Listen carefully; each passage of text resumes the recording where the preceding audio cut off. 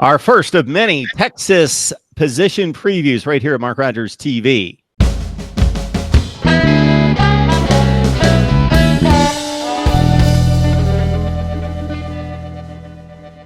Mark Rogers TV, the voice of college football, breaking down Texas football. We are beginning our series with as many teams as we can possibly get to, and you know us, we'll get to 30 or 40 at least in the Power 5 position breakdowns as we get set for August in 2019 and get you set for August camp and the position battles that will ensue at the top programs in the country.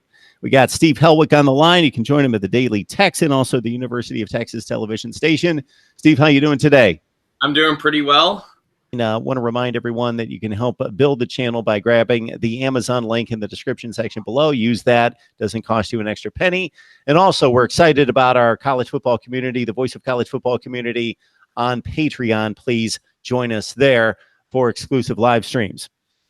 Defensive back recruiting over the last few years by Tom Herman has been ridiculous with the amount of talent, the 5 stars, the high 4 stars that have come into this program, and the play on the field has been exceptional. And that standard should not deteriorate at all, but actually get even better in the coming years. I mean, I think it all starts with that 2018 class when they were able to snag, especially Caden Stearns and BJ Foster, just 2 excellent defensive backs. Caden Stearns, I think he's an All-American this year. He was a Big 12 Freshman of the Year last year for the defense, and he had 4 interceptions. He was a force all around the field, had 62 total tackles, and there were a lot of times, games like the Sugar Bowl, games like the Red River rivalry, where there were a lot of talented offensive players on the field, where Stearns was just arguably the best player on the field for certain possessions, certain sequences of the game. Stearns has been excellent, and he's lived up to everything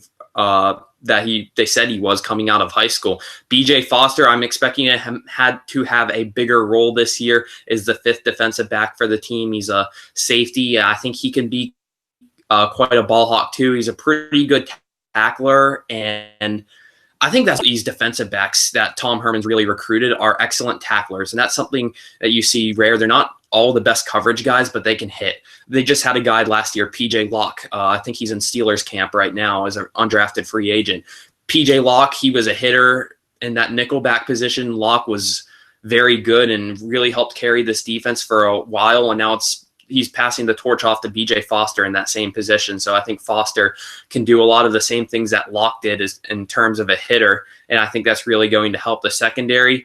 The cornerbacks, I think that might be something I'm very concerned about. Texas is the cornerbacks. Yes, they play in the Big 12, although the Big 12, every team is very good at passing. You have your Texas Techs and your Oklahoma States, which just put mammoth numbers up every year from the passing game and always have great receivers that are impossible to cover, it seems. Like Tylan Wallace is for Oklahoma State, or some of those guys, TJ Vasher for Texas Tech, are just great receivers that you have to cover. And I think this Texas secondary is going to struggle a little in the cornerback positions. Losing Chris Boyd to the draft, he was one of 2 Texas draft picks landing to the Minnesota Vikings in the 6th or 7th round. So you're going to have to replace some of Chris Boyd's production. He was a very good coverage corner. I think he made his mark, especially in that TCU game, where he had a lot of great pass breakups in the end zone and helped Texas pull ahead and beat the Horned Frogs, which was their statement victory last year that really turned the team around from just an average team to a great team. So you're going to have to replace Chris Boyd this year, and I think the starting corners will be sophomores, Kobe Boyce and Anthony Cook, guys we did not see too much of from last year, but I mean, they'll have to work them in the defense. Todd Orlando's done a great job, defensive coordinator. The one thing he hasn't figured out yet is really how to get a shutdown secondary, but I think the secondary did a great job last year.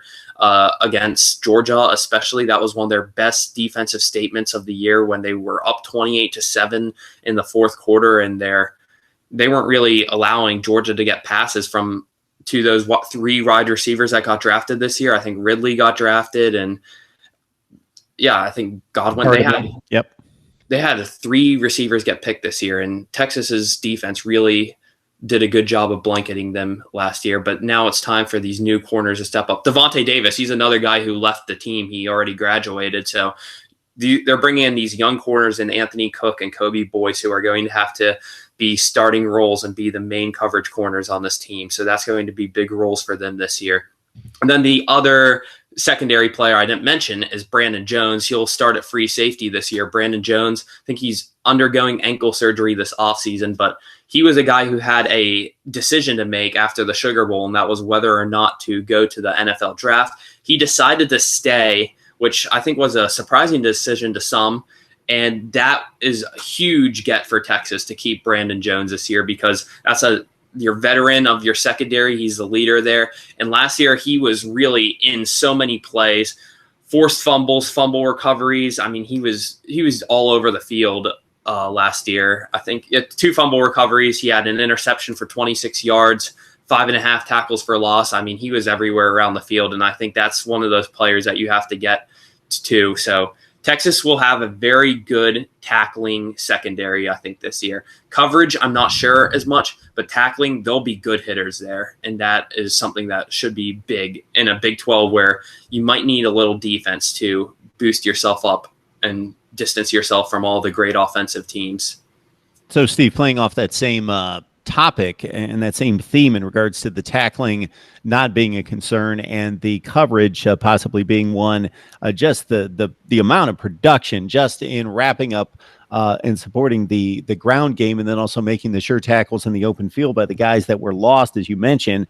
PJ Locke, 77 tackles, Chris Boyd, 54, Devontae Davis, 42, and that is with Brandon Jones and his 70 tackles coming back, or it could have been devastating in regards to like 250 tackles leaving the secondary. BJ Foster is a guy that, was much acclaimed coming out of high school. He and Cade Stearns, and despite BJ Foster kind of being on the cusp of breaking out as a superstar, but being a very talented player that you mentioned is kind of under, I don't want to call him under the radar. People know about him that follow high school and college football, but even in a year in which he has yet to explode as a superstar, still was third on the team with 9 tackles for loss. So he breaks into the backfield and makes big plays in the opposing backfield. And so this Texas defense should be interesting if they can, maybe prove to be a little bit better in coverage than maybe some would anticipate against what they face in the Big 12. Steve Helwick on the line, joining us from